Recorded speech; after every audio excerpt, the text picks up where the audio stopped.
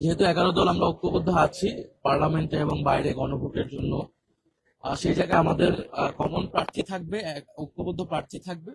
এবং আমরা সিদ্ধান্ত নিয়েছি আমাদের বৈঠকে আমাদের পক্ষ থেকে এই রাষ্ট্রপতি নির্বাচনে প্রার্থী হবেন আমাদের 11 দলেরই শরিক দল, এলডিপির সম্মানিত চেয়ারম্যান এবং বাংলাদেশের একজন অভিজ্ঞ রাজনীতিবিদ এবং রণাঙ্গনের মুক্তিযোদ্ধা ছিলেন, বিভিন্ন সময় মন্ত্রণালয়ের দায়িত্ব পালন করেছেন, বেশ কয়েকবার 6বারের মতো তিনি জাতীয় সংসদ সদস্য নির্বাচিত হয়েছেন এবং বীর বিক্রম মুক্তিযোদ্ধা কর্নেল অলি আহমদ, উনি 11 দলের পক্ষ থেকে রাষ্ট্রপতি পদে প্রার্থী থাকবেন 11 দলের। আমরা আজকে 11 দলের বৈঠকে মাননীয় বিরোধী দল নেতার সভাপতিত্বে ওনার এই মৃত্যুরোধস্থ বাসভবনে যে বৈঠকটি অনুষ্ঠিত হয়েছে, সেখানে আমাদের প্রধান আলোচনার বিষয় ছিল যে রাষ্ট্রপতি নির্বাচন, যেখানে সারা দেশে এখন আলোচনা হচ্ছে। আমাদের কাছে মনে হচ্ছে রাষ্ট্রপতি নির্বাচন এটি বাংলাদেশের সাংবিধানিক এবং রাজনৈতিকভাবে অত্যন্ত গুরুত্বপূর্ণ একটি ইস্যু। এই সময়ের জন্য আমরা অত্যন্ত গুরুত্ব সহকারে এই আলোচনা করেছি। আলোচনায় অনেকগুলো বিষয় এসেছে, বিশেষত বিএনপি সরকারের নির্বাচন পরবর্তী তাদের যে অবস্থান, আমাদের গণভোটে যে আমাদের প্রতিশ্রুতি জুলাই সনদ, সেই বিষয়গুলো নিয়ে পরবর্তীতে এই সরকারের দ্বিচারিতা। আপনারা জানেন যে আমরা যে জুলাই সনদ রচিত হয়েছে ঐক্যমত্য কমিশনে দীর্ঘদিন ধরে আলোচনা করে, সেখানে কিন্তু রাষ্ট্রপতি নিয়ে অনেক আলোচনা হয়েছে। রাষ্ট্রপতি নির্বাচন কিভাবে হবে সেটার একটা নতুন ফর্মুলা প্রস্তাবিত হয়েছিল, যাতে আমরা সকলে মিলে একটা সর্বজন গ্রহণযোগ্য রাষ্ট্রপতি নির্বাচিত করতে পারি। সেই নির্বাচন প্রক্রিয়াও সংশোধনের প্রস্তাব এসেছিল এবং ক্ষমতার ভারসাম্যের জায়গায় রাষ্ট্রপতির ক্ষমতা আরো কিভাবে বাড়ানো যায়। তো আমাদের প্রত্যাশা ছিল যে নির্বাচনের পরে আসলে রাষ্ট্রপতিটা নির্বাচিত হবে জুলাই সনদ অনুযায়ী। আমাদের গণভোটের যে ম্যান্ডেট জনগণ দিয়েছে, 70% জনগণ আমাদেরকে দিয়েছিল, সেই জুলাই সনদ বাস্তবায়িত হবে, সংবিধান সংস্কার পরিষদ হবে।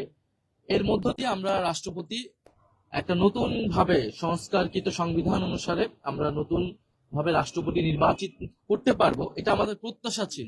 যেরকম আরো অনেকগুলো প্রত্যাশা ছিল, কিন্তু আমরা দেখেছি যে এই সরকার গণভোটের গণরায়কে অস্বীকার করেছে এবং যারা জুলাই সনদের বাস্তবায়নের কোনো ধারাতেই নেই।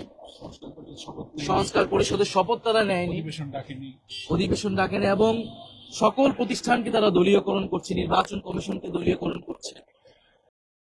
তত্ত্বাবধায়ক সরকার, নির্বাচন কমিশন। তা আমরা দেখলাম যে এই সরকারও আসলে পুরনো স্বৈরতন্ত্রের পথে হাঁটছে এবং আমরা কিন্তু প্রথম অধিবেশনের একদম প্রথম দিনেই আমরা বলেছিলাম যে ফ্যাসিবাদের দোসর চুপ্পু, তাকে রাষ্ট্রপতি থেকে অপসারণ করে নতুন রাষ্ট্রপতি যাতে দ্রুত সময়ের মধ্যে দেওয়া হয় জুলাই সনদ অনুসারে। তো সেই রাষ্ট্রপতিকে তারা 6 মাস রেখে দিল এবং তাকে এখন একটা ফ্রি কোন ধরনের বিচারের আওতায় আনা হচ্ছে না, এটাও আমাদের কাছে সন্দেহজনক।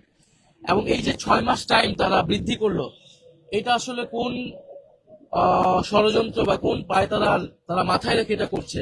কারণ আমরা জানি পরবর্তী 5 বছর যখন অতিক্রম হবে, এই রাষ্ট্রপতি সে সময় থাকবেন এবং তখন তত্ত্বাবধায়ক সরকার কিভাবে হবে, এই রাষ্ট্রপতি যিনি রাষ্ট্রপতি হতে যাচ্ছেন হবেন, তার ভূমিকা কি হবে, এই পুরো বিষয়টা কিন্তু জাতির সামনে একটা সন্দেহ তৈরি করে। কারণ আমরা বিএনপির অতীত ইতিহাসে দেখেছি তারা সবসময় চেষ্টা করেছে এই ট্রানজিশনের সময়গুলো যাতে নিজেদের হাতে ক্ষমতা থাকে, সেটা তারা বিভিন্ন সময় চেষ্টা করেছে এবং বাংলাদেশ অনেকগুলো রাজনৈতিক সাংবিধানিক সংকট তারা তৈরি করেছে। এই বিষয়গুলো আমাদের দীর্ঘমেয়াদী বিষয়গুলো আলোচনায় এসেছে এবং সেগুলো নিয়ে আমরা হয়তো আরো কথা বলবো।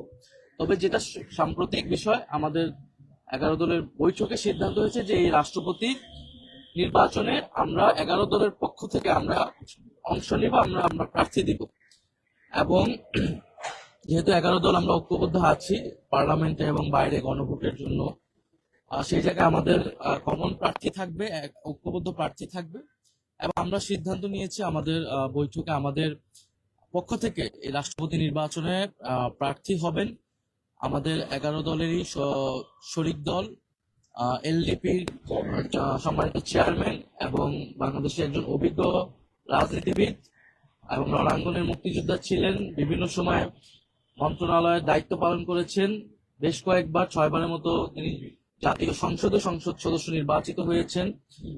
এবং বীর বিক্রম মুক্তিযোদ্ধা কর্নেল অলি আহমদ, উনি 11 দলের পক্ষ থেকে রাষ্ট্রপতি পদে প্রার্থী থাকবেন 11 দলের। আমরা মনে করি দেশের এই যে সংকট একটা চলছে, এই সময় দেশের যে ধরনের অভিভাবকত্ব প্রয়োজন রাষ্ট্রপতি হিসেবে, আমরা মনে করি কর্নেল অলি আহমেদ উপযুক্ত এবং ওনার অভিভাবকত্বে বা ওনার নেতৃত্বে এই সংকটগুলো নিরসন হওয়া সম্ভব বলে আমরা মনে করি। এ কারণে আমরা যেহেতু বিএনপি জুলাই সনদ বাস্তবায়ন করেনি এখন পর্যন্ত, ফলে আসলে সর্বসম্মতিক্রমে বা ঐক্যবদ্ধভাবে রাষ্ট্রপতি দেওয়ার যে সুযোগটা, সেটা আমাদের ঐকান্তিক প্রচেষ্টা থাকা সত্ত্বেও বিএনপির এই যে একদলীয় এবং সংস্কার বিরোধী আচরণের কারণে এটি সম্ভব হলো না। এটি দেশের মানুষ দেখছে, দেশের জনগণ এটি অবশ্যই বিচার করবে।